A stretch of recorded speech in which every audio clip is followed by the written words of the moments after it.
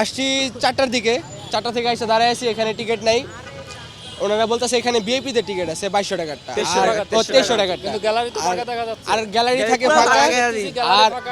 আর অনেকেই নাকি ওই যে ব্ল্যাকে টিকিট বিক্রি করতেছে, ওই 200 টাকা দামের টিকিট বা ওই 250 টাকা, ওই যে 220 টাকার টিকিটটা ওইখানে 1300-1400 টাকা বিক্রি করতেছে। আমার প্রশ্ন হইলো যে বৈষম্য দূর কইরা দেশ আন্দোলন করলাম, একজনের সরাইলাম, এখন বৈষম্য দূর হইব, তাহলে টিকিটগুলা ব্ল্যাকে যায় কিভাবে?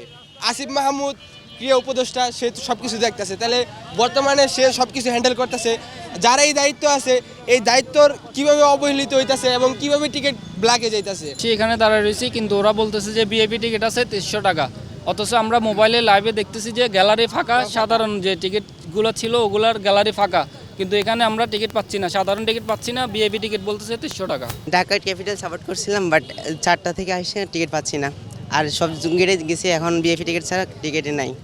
আমাদেরকে বলতেছে মানে 2300 টাকা দিলে টিকিট দিবে, তাছাড়া দেখা যাবে না আর কি। ফেনী থেকে আসছি, এখন চলে যেতে হবে। আসছিলাম তো খুলনা খেলা দেখতে, কিন্তু টিকিট পেলাম না, টিকিট নাই। কালো টিকিট আছে সব 300-350 টাকার টিকিট, 2500 টাকা, 2400 টাকা, 2000 টাকা এরকম, অথচ গ্যালারি ফুল ফাঁকা। খুলনা সাপোর্ট করতেছি, আসছি অনেক দূরের থেকে, কিন্তু আমাদের এখানে যে বলছে ভিআইপি 2300 টাকার টিকিট বাদে অন্য কোনো টিকিট নাই। অনেক আমরা 1 নম্বর গেট থেকে শুরু করে আমরা সব গেটে যাচ্ছি, কিন্তু আমরা টুকটাক কোনো জায়গায় টিকিট পাচ্ছি না। বিপিএল ভুয়া ভুয়া ভুয়া 300 টাকার টিকিট 1200 টাকা, টিকিট পাইতেছি না, সকাল থেকে বয়ে রয়েছি, 3টা থেকে পর্যন্ত আসি, এখনো টিকিট পাই না, কিংবা 300 টাকার টিকিট 2300 টাকা চাই। 3টা থেকে ঘুরতেছি এই সন্ধ্যা পর্যন্ত, কেউ চাই 800, কেউ 1600, কেউ 2300, টিকিট নাই, 800 বলছিল একজনে, কিন্তু পরে ওই লোকরাও খুঁজে পাইনি, পরে বলতেছে 2300, 2500 এভাবে বলতেছে। আর দেশের খেলা যদি আমরা না দেখতে পাই তাহলে কি হলো?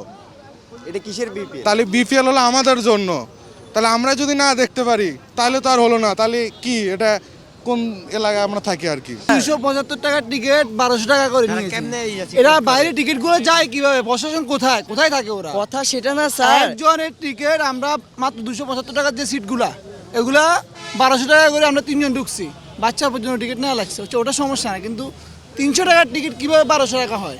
ওটার জন্য প্রশাসন দায়ী না? সবাই বলেন যে এটা বিজনেস চলতেছে না এখানে। কথা সেটা না স্যার, ওখানে মাঠে 40% সিট কিন্তু খালি, কিন্তু এখানে বলা হচ্ছে টিকিট সব শেষ। কি করে হতে পারে এটা? এইটাকে কিন্তু অবশ্যই ক্রিকেট বোর্ডকে দেখতে হবে। ক্রিকেট বোর্ডকে দেখে আমাদের যত বাংলাদেশি যত সাপোর্টার রয়েছে, ক্রিকেট প্রেমীরা রয়েছে, তারা যেন সঠিক মূল্যে টিকিট পায় এবং ন্যায্য মূল্যে পায়। ব্ল্যাকে যেন আর টিকিট না যায়।